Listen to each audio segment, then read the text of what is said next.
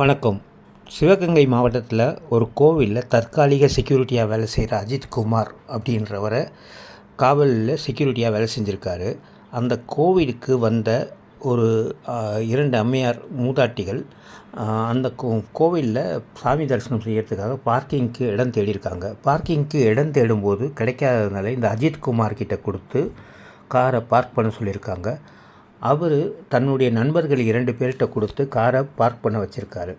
இதுக்கிடையில் கோவிலுக்கு போயிட்டு வந்தவங்க திரும்பி வந்து பார்த்தப்போ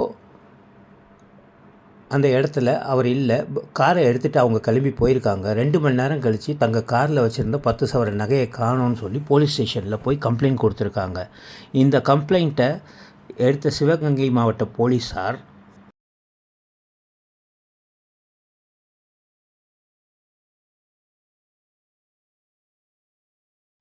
உங்களுக்கு யார் மேலேயாவது சந்தேகம் இருக்கா அப்படின்னு சொல்லி கேட்டிருக்காங்க. அதுக்கு அவங்க இந்த அஜித்குமாரை கை காட்டி இருக்கும்போது அவர் தன் நண்பர்களை கை காமிச்சிருக்காரு. இந்த மூவரையும் கைது செய்த போலீசார் எந்த ஒரு காவல்துறைக்கு சார்பான நடவடிக்கைகள் எதுவும் எடுக்காமல் பக்கத்தில் இருக்க தோப்பில் வச்சு அவரை சித்திரவதைக்கு ஆளாக்கியிருக்காங்க.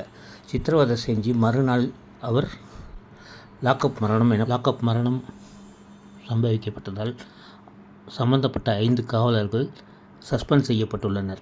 மேலும் அவர்கள் மீது இன்று விசாரணை நடைபெற்று நீதிபதி திரு வெங்கடேஷ் பிரசாத் அவர்கள் மீது 196 subsection 2A BNSS act custodial death எனப்படும் செக்ஷனில் கைது செய்யப்பட்டு நீதிமன்ற காவலில் வைக்கப்பட்டுள்ளனர்.